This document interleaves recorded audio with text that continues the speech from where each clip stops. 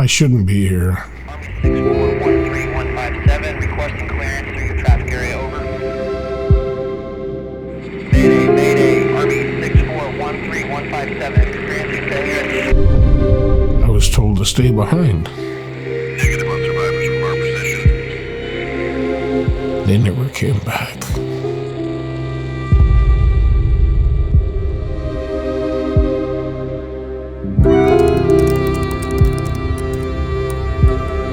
I didn't think I deserved to live, and I sure as hell didn't think I deserved love.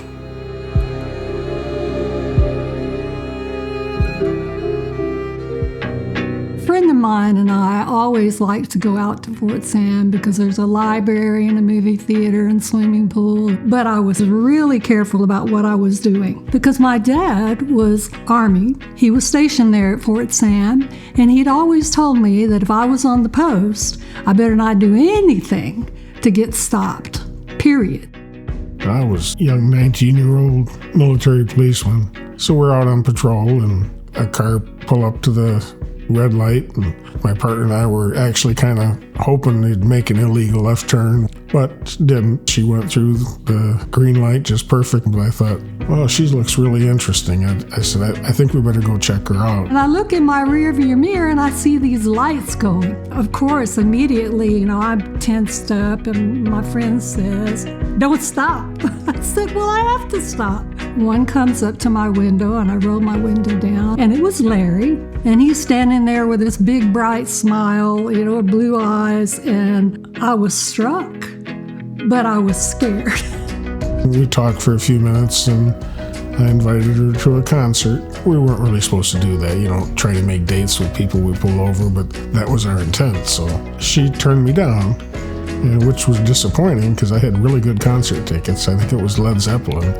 I said, well, thank you, but no, I don't think so. And then we progress a little forward, and next thing you know, we're doing things together. That's how it all started.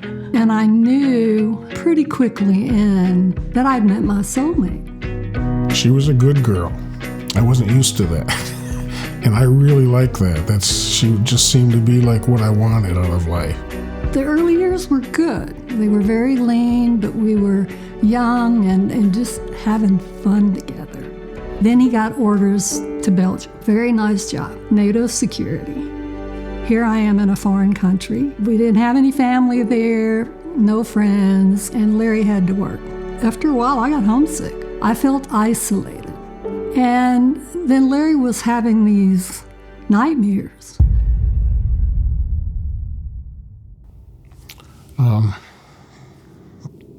That's tough.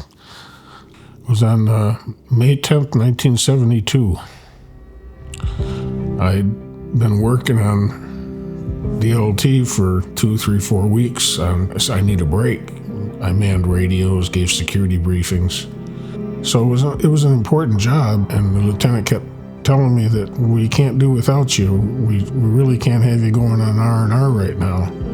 He finally relented, said, okay, Swanson, you can go. While I was packing, the lieutenant came into my hooch, and he said, Swanson, sorry, we need you. You can't go. I was really upset. I unpacked and reported the duty at the TOC, and I heard a mayday. Mayday, Mayday, Army 6413157, One of the helicopters was going down. It was the helicopter. I was supposed to be nobody survived. 34 dead. I don't know why I was worthy enough not to be on that flight. And that's stuck with me forever. The war never ended for me. It followed me home.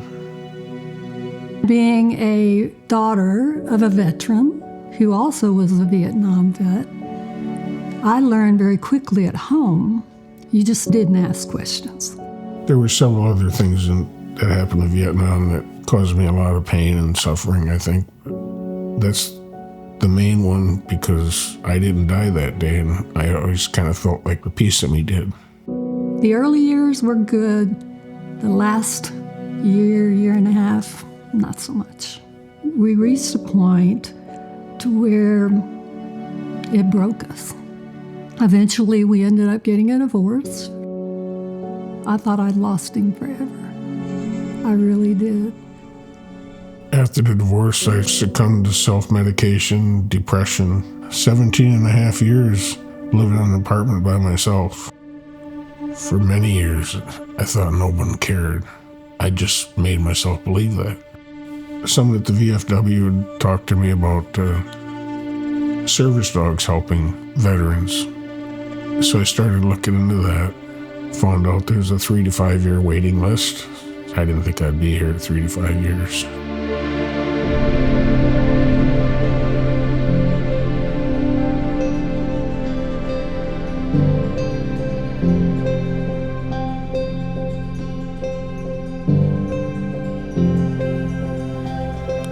Cried like a baby.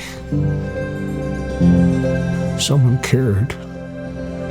As with most Vietnam vets, I never got a welcome home. Till I got Winnie. I felt like I finally got a welcome home. The day I met Winnie, everything changed.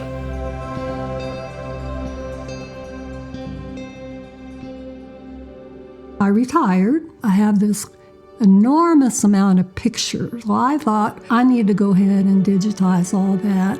And as I'm going through these pictures, I see my wedding pictures to Larry. And then I remember the young, happy faces, the great memories that I had of our time together. I thought, well, look, I'm going to digitize these things and I plan to destroy them. And then it crossed my mind, well, wait a minute, I don't know if Larry even has any of these pictures. It may be time to try to reach out to him. So I sat down and I created this email. Started it, a blast from the past. You want me to read this? I hope life has been good to you and hope you are well. I've thought of you often, and now in our twilight years, I wanted you to know I've long since forgiven you, and finally myself for our few years of life together. They were not all bad. I promise after this many years, I have no other motive other than to share forgiveness, ask for yours for any hurt I caused you, and to share the photo memories with you. Blessings, Monica. I stared at that email for a long time before I could hit send. It meant the world to me. I needed forgiveness bad. Wasn't so sure I was worthy of that forgiveness at all. I said, well, maybe she'll allow me just to be her friend. Of course, he looked very different than what I had remembered, because he used to have a head full of hair. But yet, it was the same smile, the same eyes. I was happy. I had totally given up. I was at rock bottom. I was at the bottom of the rabbit hole. I'd have panic attacks thinking about what if something happened to Winnie. I was terrified of losing Winnie. She was my lifeline. And then to have the opportunity to have Monica back in my life, it pulled me right out of the rabbit hole. First time.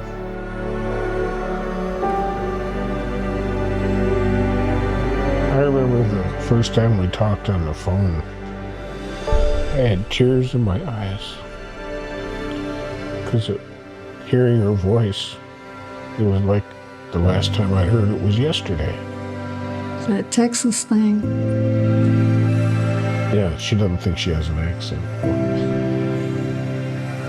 When I saw Monica again, it felt like I was coming home. I couldn't let go of her. It's like I was breathing again. Winnie did save Larry.